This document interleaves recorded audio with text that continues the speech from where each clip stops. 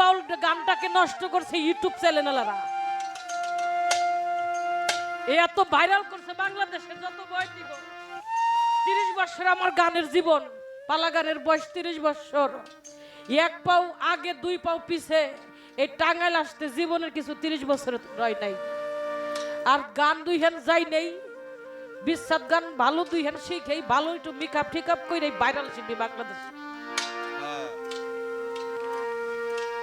যত দেশ সহজ হয়েছে তত দেশ অধপতনে গেছে।